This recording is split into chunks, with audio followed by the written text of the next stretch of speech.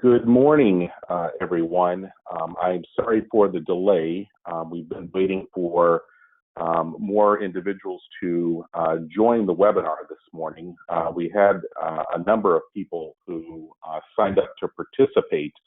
I did want to perhaps ask if, because of the low numbers, if we wanted to proceed, or if you would prefer that I record this webinar and send it to you this afternoon, the link to the recording as well as to the resources. I don't want to waste anyone's time with the relatively low numbers that we have here today. So feel free to let me know your preference. If you'd like, we can certainly move forward with the webinar.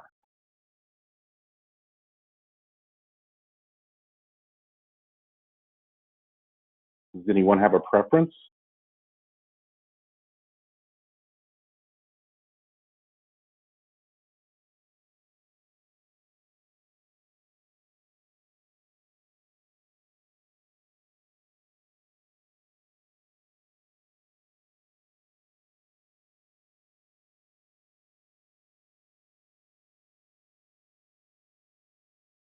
Okay, Michaela says she's fine either way.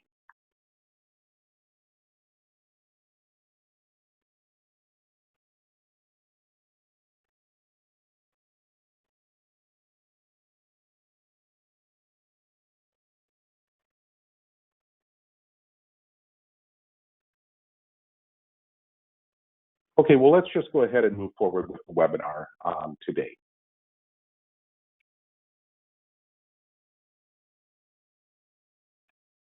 So my name is Kerry Craig, and I am your host and presenter this morning.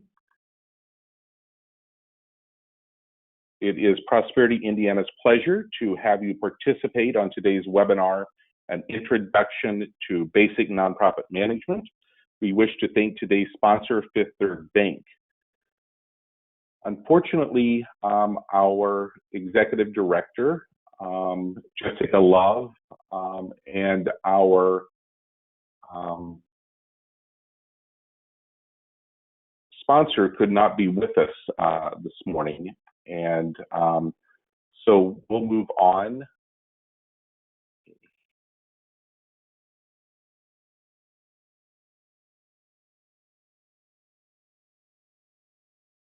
Can everyone hear me?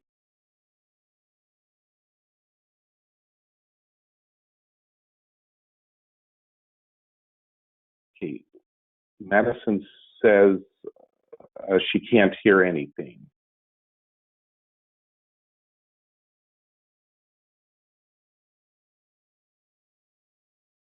Can you hear me now, Madison?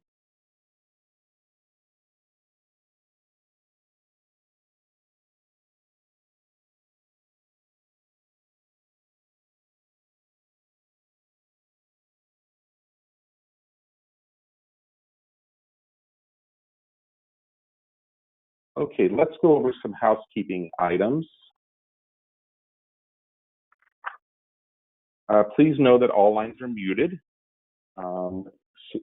If you would like to ask a question, there are two ways to do so.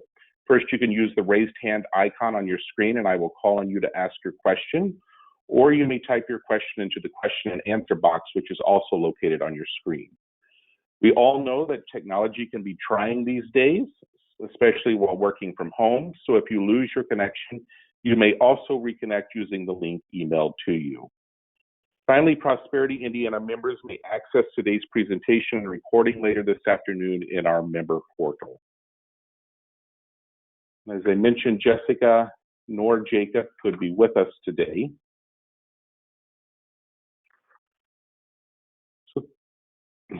For more than 30 years, Prosperity Indiana has mobilized members to create economic opportunities and improve social conditions, particularly for Hoosiers who are most disadvantaged. As a statewide cross-sector membership network of approximately 200 organizations and individuals, Prosperity Indiana's impact through members has strengthened communities and improved lives in rural, suburban, and urban areas in every county. It is our mission to build a better future for our communities by providing advocacy, leveraging resources, including providing training and consulting services, and engaging an empowered network of members to do this important work. Our members represent human services, the arts, legal aid, congregations, workforce development, real estate, health services, financial institutions, philanthropy, all levels of government, community action agencies, private and nonprofit affordable housing developers, local economic development organizations, and more. If you're not a current member, please go to prosperityindiana.org to learn more. As I mentioned earlier, my name is Kerry Craig, and in my role as the Capacity Development Manager, I oversee Prosperity Indiana's training and technical assistance, as well as their consulting services. I am responsible for developing virtual and classroom training events, curriculum, peer-to-peer learning, and information brokering. Additionally, I direct the organization's technical assistance consulting services through pipeline development, project management, facilitation, and report writing. And so let's talk a little bit about our objectives for today. First, we want an overview of the nonprofit sector and nonprofit organizations. We'll look at organizational strategy and capacity. We'll take a look at governance and accountability, financial accountability and business processes,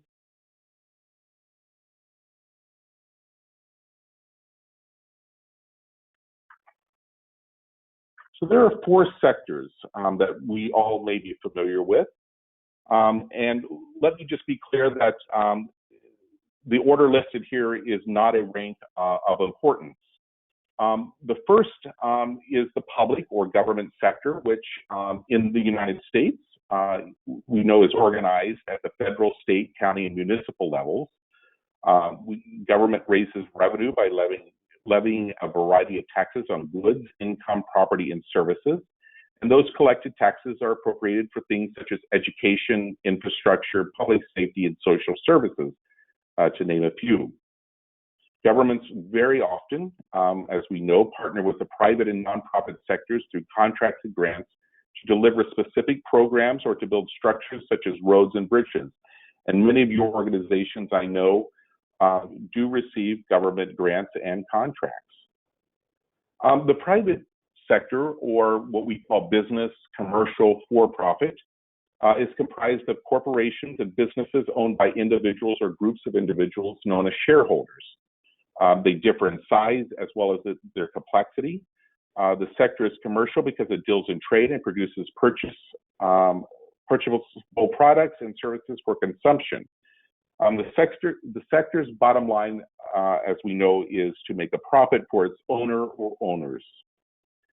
Then there's the nonprofit sector, which we are interested in learning about today. It has many definitions, characteristics, and functions, which we will learn about later.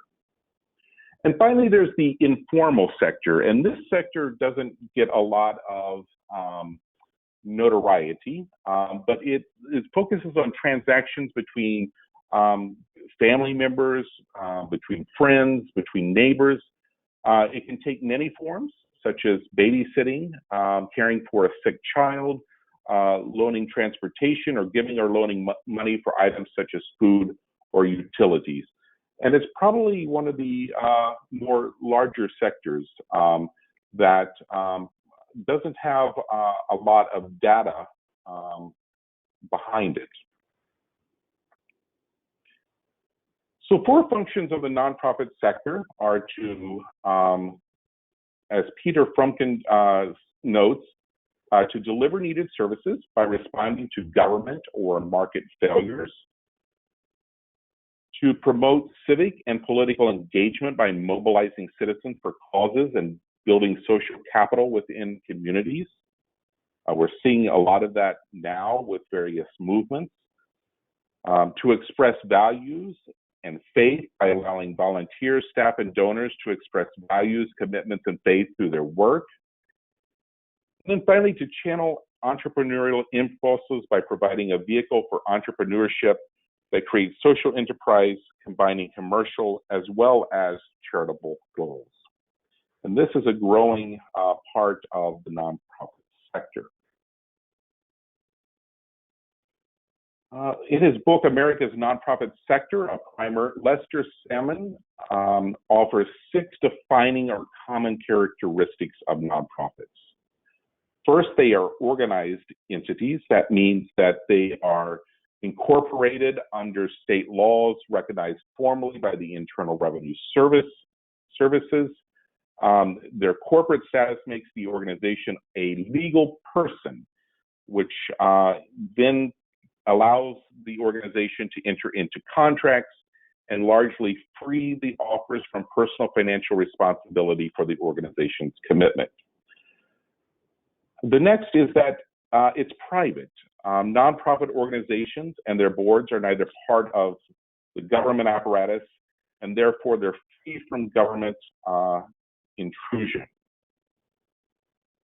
Nonprofit distributing. So there is some level of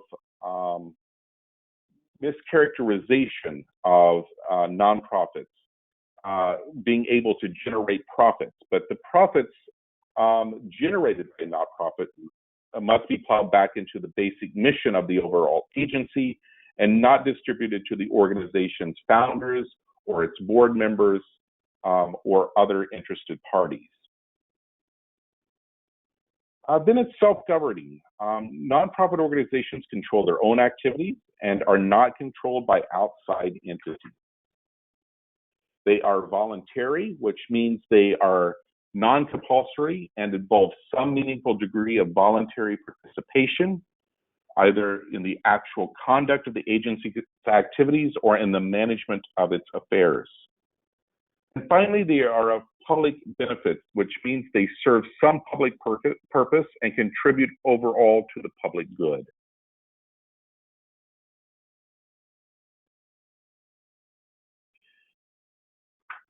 And now, if we look at this capacity building model, this is really a pyramid that undergirds, I think, nonprofit organizations. And so at the base, the foundation of the pyramid is both the infrastructure and the organizational structure.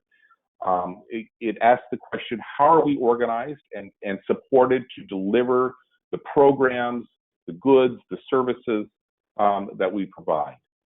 And then on top of that, you begin to build in terms of how you're communicating your message, how you're advocating for the purposes and intent for which the organization was founded, as well as business processes that help drive the organization forward. And then on top of that is leadership, board and staff, as well as funding streams. And that overall is what propels the organization to meet its mission. Finally, on top of that is strategy, and that lays out the goals, the objectives that the organization wishes to achieve, whether that's over the course of a year, 3 years, or 5 years. And then at the apex is, what does the organization aspire to be? What are its purposes and what are its goals? And then you see on the side there the secondary pyramids of both culture and shared values. How will the organization accelerate progress? And in terms of how does it innovate? How does it adapt in the changing environments? And how will it work together with other organizations?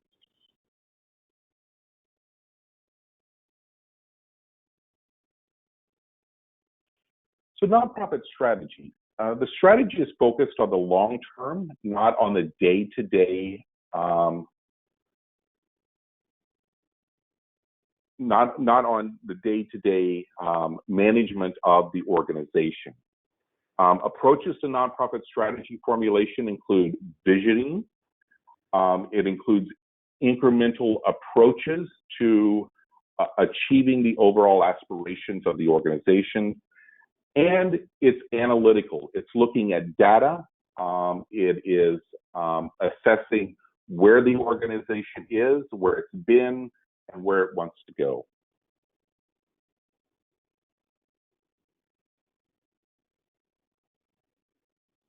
So strategic planning and strategic management.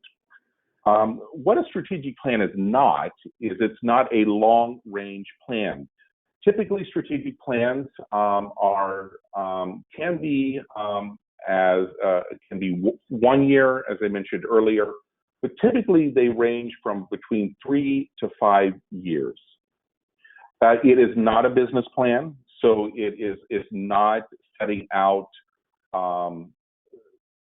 business implementation practices. It's setting goals, long-term goals. It's not an operational plan, meaning that it is not a plan that looks at how the organization is to be managed. When we talk about strategic management, we talk about the integrated approach based on the strategic plan, including its formulation, its implementation, and its evaluation. Lots of organizations formulate strategic plans, but it's so important, we all know this, that it's the implementation and particularly the evaluation that are the hardest components of strategic plan management. And it links both strategy as well as implementation. So just without going through this in depth, this is some strategic planning terminology. We all know what a mission is, the reason why the organization exists, the vision, which is the ideal future of what the organization hopes to achieve for society in the long term. It outlines values. It goes through what is often known as a SWOT analysis, which it assesses the strengths and weaknesses as well as the internal and external opportunities and threats posed by the organization. Strategic issues, the fundamental policy questions of critical challenges affecting the organization's mandates, goals, which directs the directions that the organization will pursue, the strategies or the actions that the organization intends to take to achieve its goals, and objectives. They're specific, they have quantified targets that represent steps towards accomplishing those goals.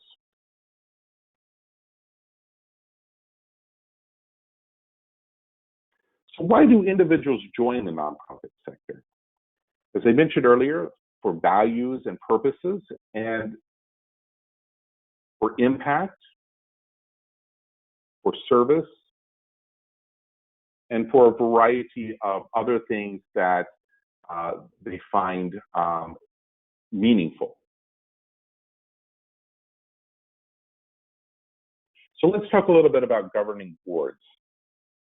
Boards are the essential component of a nonprofit organization. They are responsible for the financial and overall accountability of not only the organization meeting its mission and its purpose, but also the financial components of the organization. So being transparent. So boards that hold ultimate responsibility for ensuring that the organization serves its mission and for the overall welfare of the organization itself. There are many terms for governing boards, and that just depends on the organization itself. It could be board of directors, trustees, governors, governing council, and there are many others. Perhaps your organization has a term for its governing board other than what is listed here. Boards lack legal responsibility for governing their organization they're not governing boards. In other words, they're advisory boards. And advisory boards may be made up of groups of experts who provide certain advice around particular issues or policy that advise the overall board of directors. For example, at Prosperity Indiana, we have a number of non-board members who serve in advisory capacities on our committees.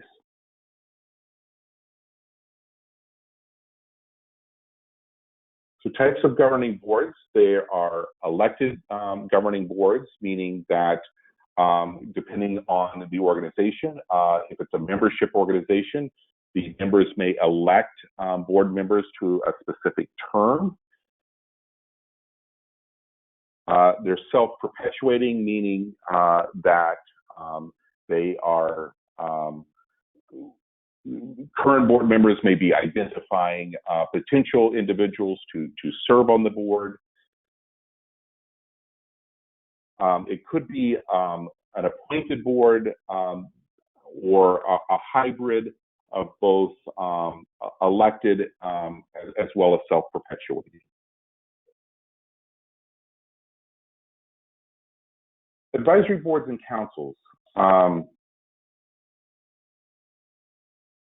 What your organization wants to do is avoid any confusion between what advisory groups and councils do for your organization. And I would recommend that if you're particularly a large organization, that you do have advisory groups that provide another sort of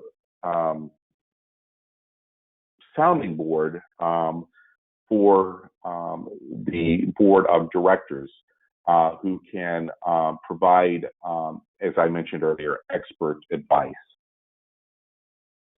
You want to definitely set out their responsibilities, their roles, and the parameters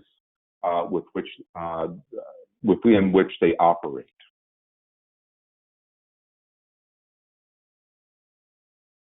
So board responsibilities. In Indiana, as in most states, board members have legal and fiduciary responsibilities that are spelled out in the law.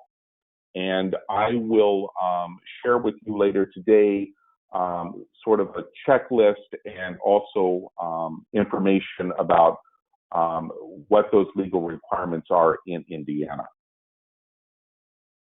And then they also have a functional responsibility, reviewing the financials on a regular basis, managing the executive director or the CEO, managing the overall strategy for the organization. Those are functional responsibilities.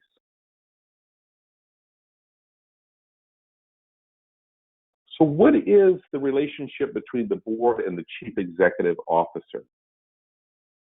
There's this ongoing question of which one leads the nonprofit organization. And I think the board sets the overall strategy, the overall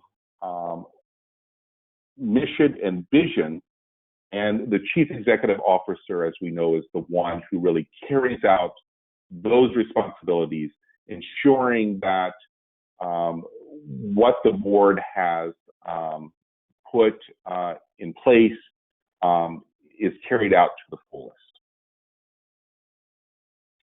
There are three models of board-CEO relationships. One is a policy governance model, which the board sets the policy, and as I mentioned, the CEO implements it. Governance as leadership, so the board takes a more active role in the leadership of the organization.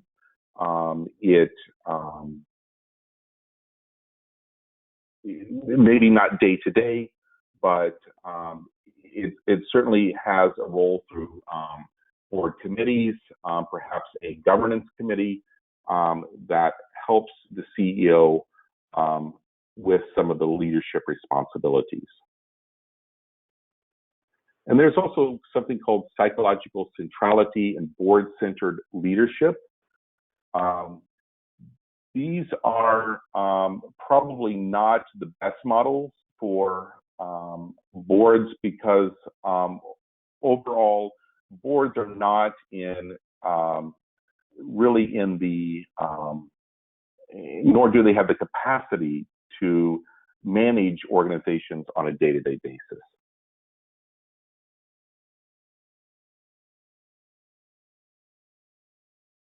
The 12 principles that power exceptional boards.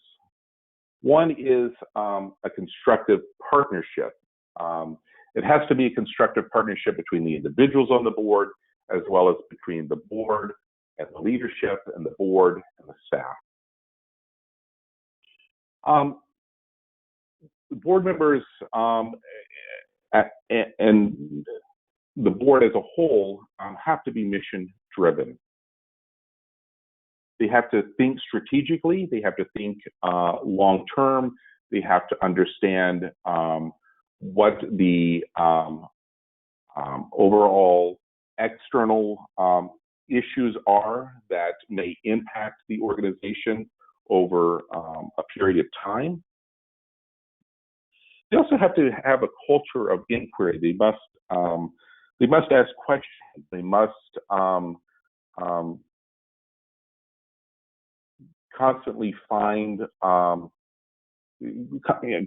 ask questions and seek answers regarding any number of things, including management, strategy, etc.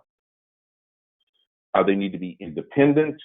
They should not be guided by a CEO, for example, or other members of the board.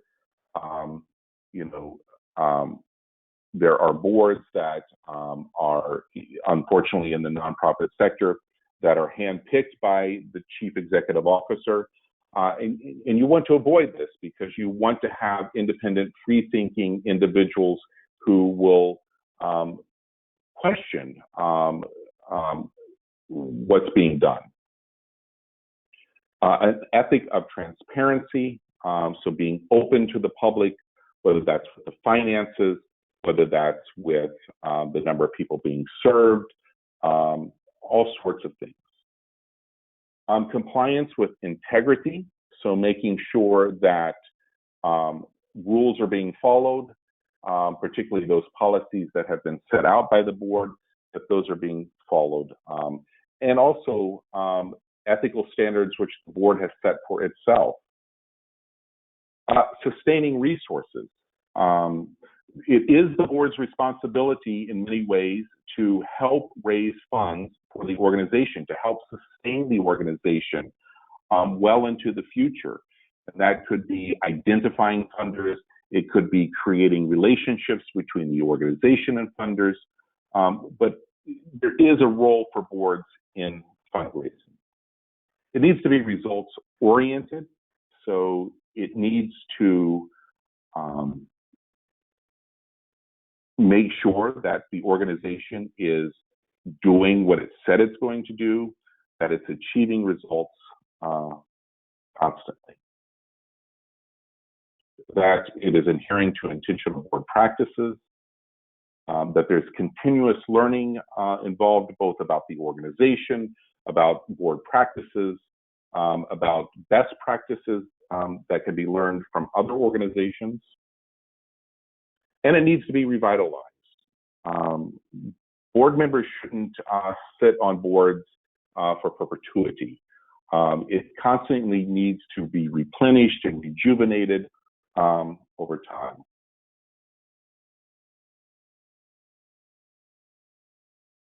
So some problems with measuring board effectiveness: reliance on practitioner wisdom rather than science, lack of substantial body of research on nonprofit board performance, and lack of a single definition of board effectiveness. And so, this Unfortunately, board effectiveness can differ between organizations, as we know, and it can also differ between states because states have different rules governing nonprofit boards. There are also different practices that nonprofit associations in those states have issued. So the effectiveness of boards varies.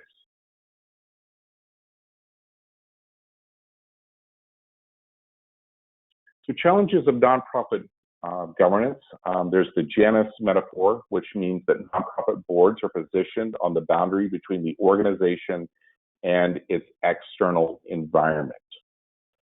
Its inward-looking role is in fulfilling the fiduciary responsibilities on behalf of the membership or society, but it's also outward-looking in that its role is in meeting responsibilities to the organization itself and advancing the organization's interests. And then there are complex responsibilities that require diverse qualities of the individuals selected to serve on the board.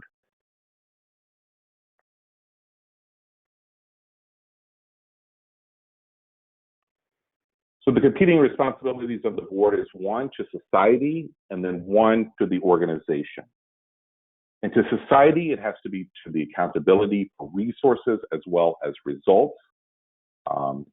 Particularly, this is true for donors who want to see that their resources are being spent efficiently as well as effectively. That the organization is adhering not only to the law, but also its purpose, which is why donors and others, volunteers, are attracted to the organization.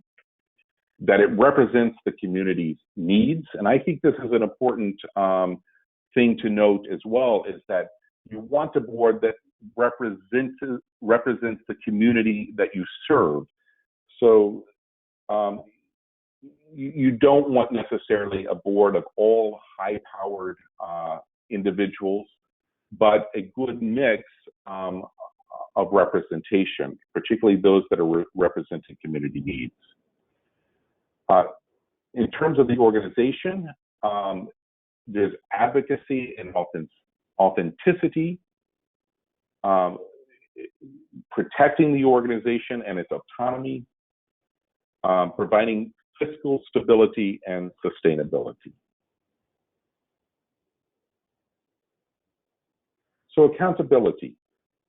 So to whom are nonprofits accountable? Well, I mentioned donors, funders, and if organizations accept contracts or grants from governments, they're certainly accountable to that particular government agency. Very importantly, to their clients and to the communities they serve, as well as to their members if they're a membership organization. They're also accountable to their staff. It's important that people work for organizations that whose mission and purpose they believe in, and they're also accountable to that mission as well. The principal mechanisms of accountability include the rule of law, self-regulation, and that includes the independent sector, principles for good governance and ethical conduct, legal compliance and public disclosures, effective governance, strong financial oversight, responsible fundraising. Then there's transparency. Process mechanisms include public participation, adaptive learning,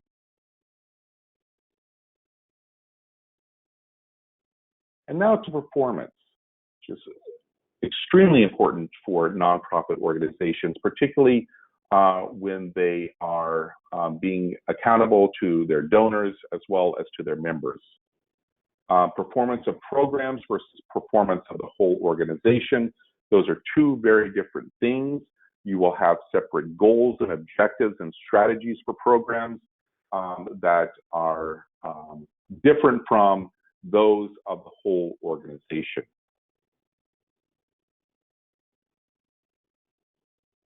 Programs, performance measurement versus performance management. Performance measurement reveals the conditions at a point in time, whereas performance management is the continuous monitoring of a situation. Then there's evaluation versus performance measurement. So when you evaluate something, you're focused on whether or not a program is or is not achieving its overall results.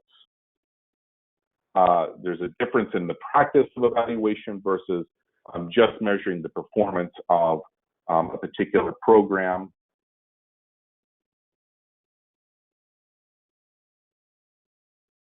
So organizational effectiveness versus organizational performance.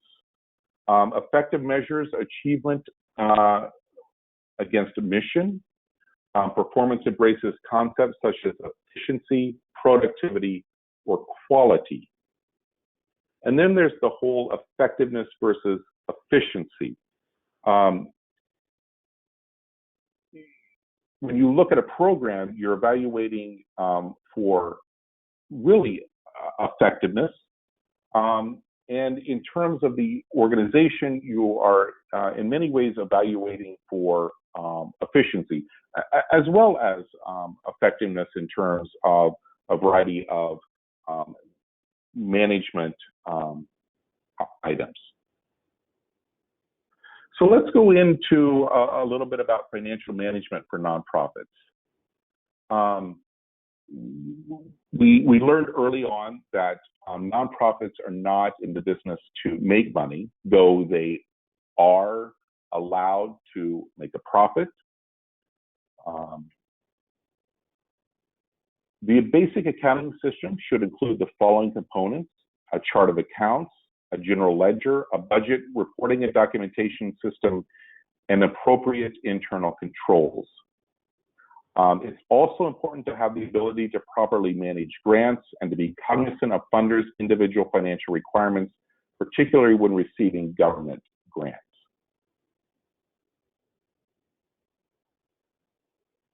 In terms of the accounting system, the organization must first decide whether to use a cash-based or an accrual system. As many of you know, in a cash-based system, revenues are recorded only when they're received and expenses recorded only when they're paid. But in an accrual-based system, which is a very complex system, revenues and expenses are recorded when they are first earned or incurred, regardless of when money is actually exchanged. For government grants or for foundations, it is recommended that organizations have an accrual-based system to manage those funds. What is the chart of accounts? It's simply a detailed listing of all the counts or records of each business transaction. It's broken down between income and expenses. So you want to have an account for each of the grants or the funds that are coming into the organization. And then you want to break it down by expenses, things such as staff time, benefits, travel, etc. It should correlate always to the categories in the budget so that it can be easily compared. Separate charts may be kept for separate programs or sites, or they may be combined on the same chart. There are plenty of accounting software systems out there, such as QuickBooks. These are great tools, particularly for small nonprofit organizations. Just some other elements to consider: the general ledger, which is the accounting book into which the organization's accounts are entered and organized numerically.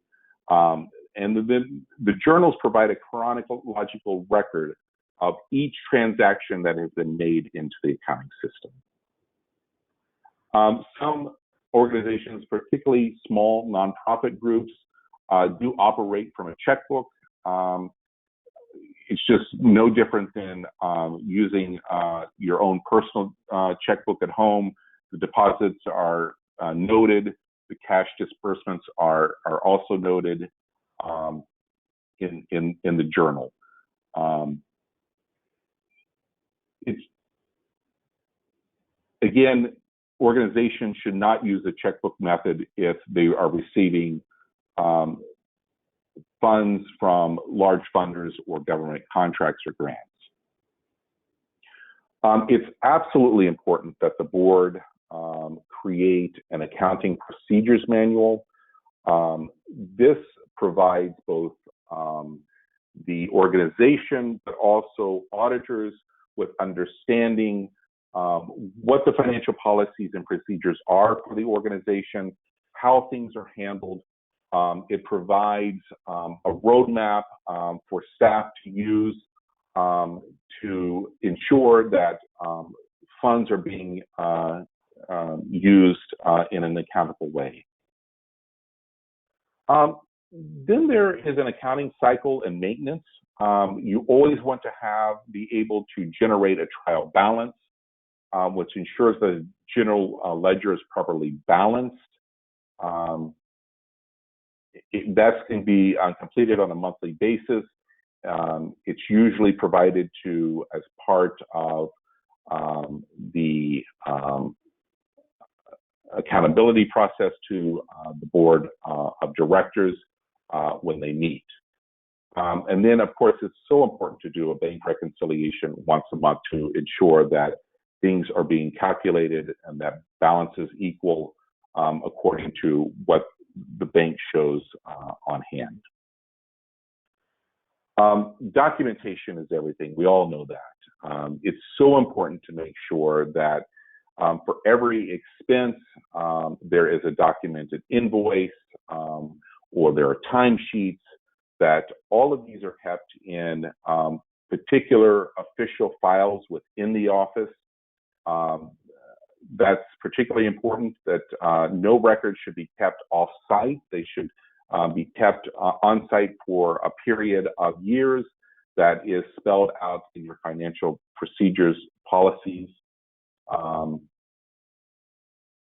And it's also important to remember to keep signed contracts with funders and with government agencies.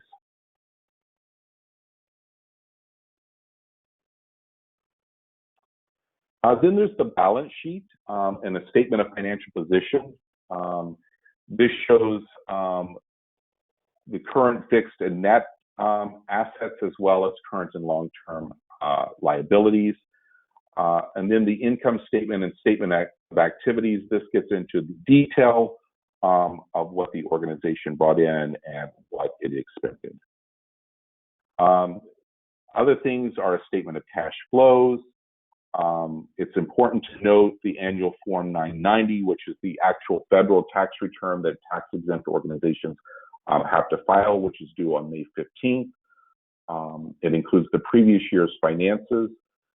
It is publicly, it is made to the public, or available to the public, I should say. Many organizations publish their annual 990s on their websites so that individuals, donors, and funders and the general public can see. It's something that people look at before they decide to donate to an organization to see if it's relatively stable. And then there are other documents that many of you know that are required by the Secretary of State, or by the Department of Revenue or the IRS, that have to be maintained on an annual or semi-annual basis. Of course, there is tax reporting, usually done on a monthly basis, particularly for staff salaries.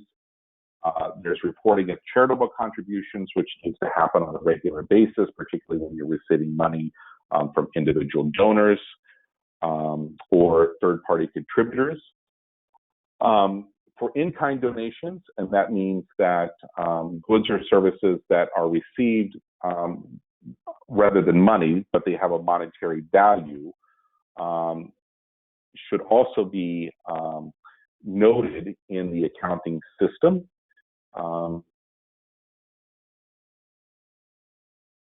The budget. So the budget is obviously another important document. It sets out what the organization hopes to expend in the coming year. It's often completed 2 to 3 months before the start of the fiscal year.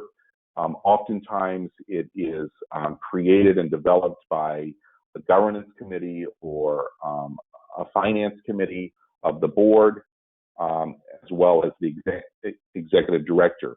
And it uses previous year's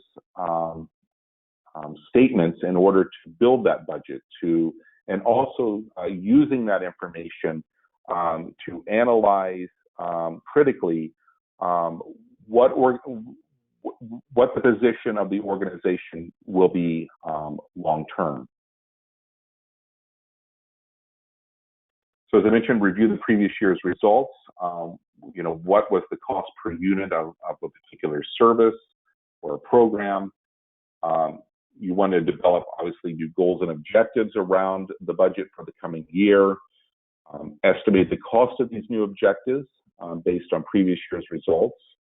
You want to include indirect costs, those which are attached to programs and goals. These are what are known as administrative costs, along with direct costs, such as staff salaries. You want to project out the budget income and the estimated revenues that the organization perhaps expects to receive in the coming year.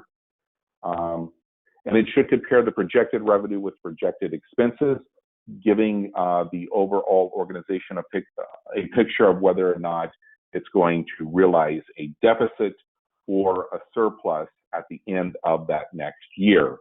And that gives the board as well as leadership the opportunity to figure out, one, if it has a deficit, how it's going to perhaps close that gap, or it may have to rely on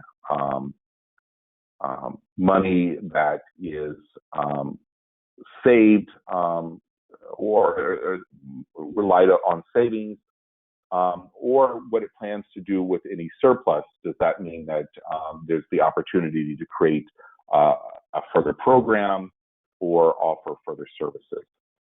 And then finally, as part of its fiduciary responsibility, the board should approve the budget, and it should review it on at least a monthly basis. Some boards meet on a quarterly basis, others semi-annually. Again, the categories of the budget should correlate with those used in the chart of accounts so that you can compare expenses to expenses, budget expenses to actual expenses, and budgeted revenues to actual revenues. Auditing. Mid to large size nonprofits should always have an annual audit conducted. This is conducted by outside auditors chosen by usually the board of directors, the finance committee. For example, at Prosperity, Indiana, we choose auditors based on a release of a request for services. The board then evaluates those requests and then selects the auditing firm. It is up to the organization to decide whether or not it wants to obtain an audit on an annual basis. There's nothing in law that states that an audit has to be completed, but it's just good management practice to have regular audits of the organizations. And audits not only audit the actual books, but they also ensure that the organization is complying to its own financial policies and procedures, which is so important. Finally, internal controls should be a place for the operating, accounting, and compliance departments with regards to payroll, cash collection, and disbursement, the safeguarding of fixed assets. You want to make sure that the financial management of the organization is operating properly and is the responsibility of the entire organization, not just the accounting department. It's so important that staff understand their role in the accounting process, whether that's ensuring that the correct expense accounts are being charged, ensuring that they are submitting receipts for expenditures that fall under their control in terms of programming or services. This can't be stated enough.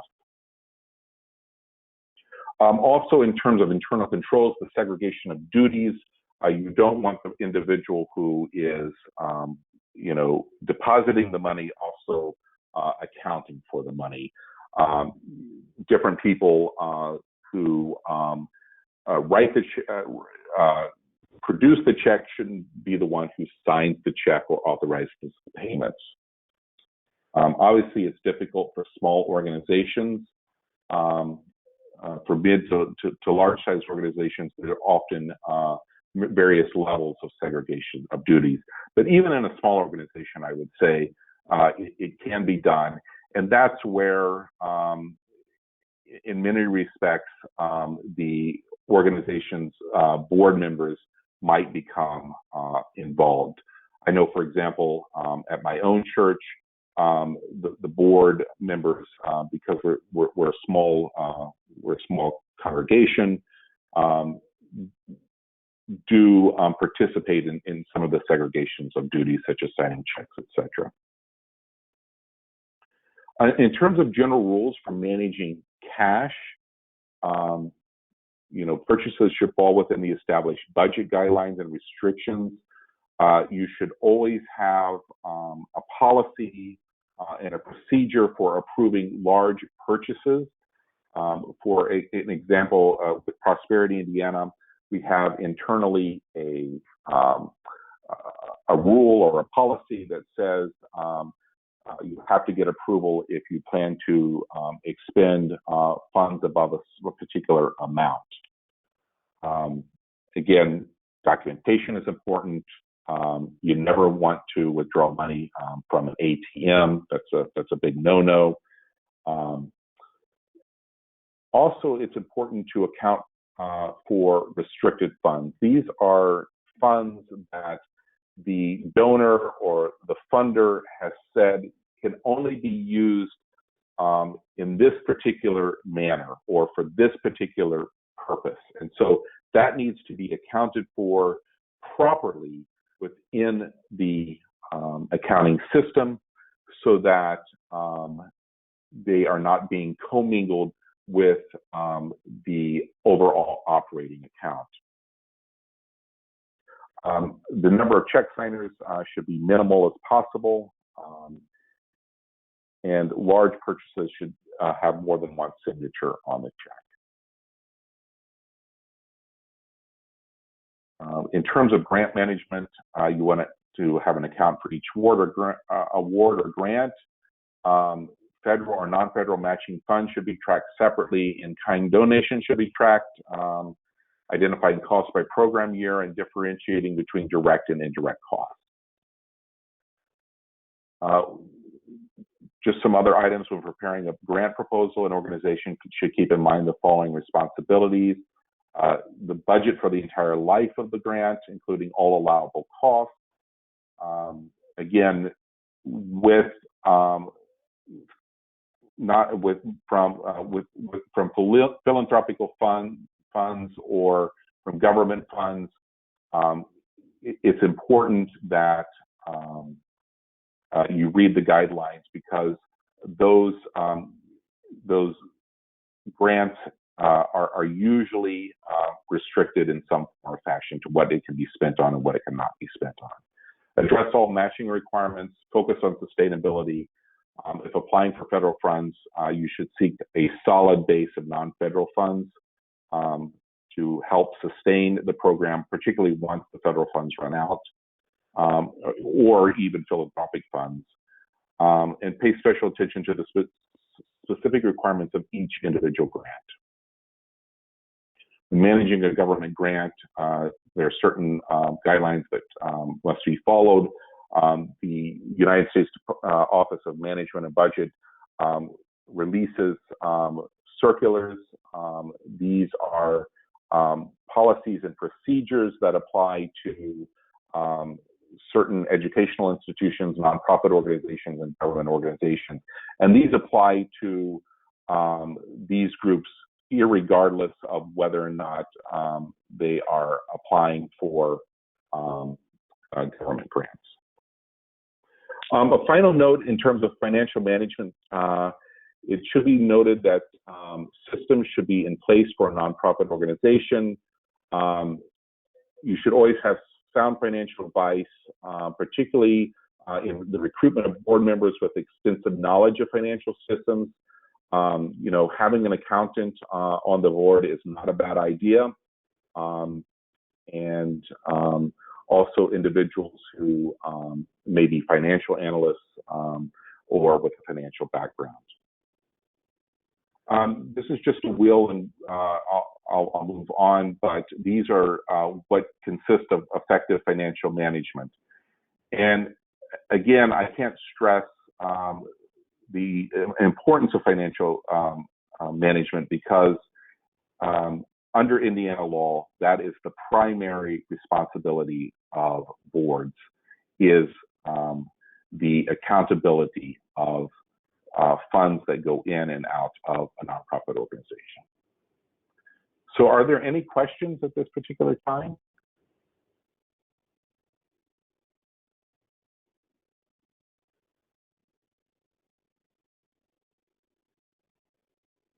Remember, if you have a question, you can type it in the question and answer box, or you can raise the use the raised hand icon, and I can call on you and you can ask your question. This does not account for, this particular PowerPoint presentation does not account for everything related to nonprofit management.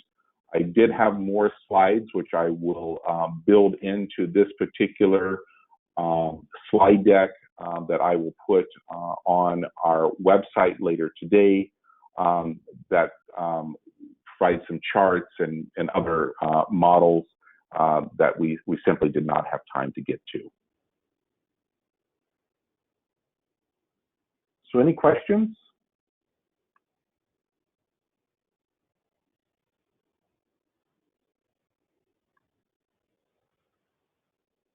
Okay, well, on behalf of Prosperity Indiana, I want to thank each of you for participating in today's webinar, an introduction to basic nonprofit management. You can look for an email from me this afternoon inviting you to take a very brief survey. Your feedback is always important to us as we use this information to enhance the quality of our webinars as well as our training. Also, please check out our website, www.prosperityindiana.org, to view upcoming events and training. Next Monday, October 5th, we will host a webinar, an introduction to financing affordable housing projects, low-income housing tax credits. Peter Nelson, who is the Senior Rental Housing Tax Credit Specialist with the Indiana Housing and Community Development Authority, will present on the LIHTC program and answer your questions.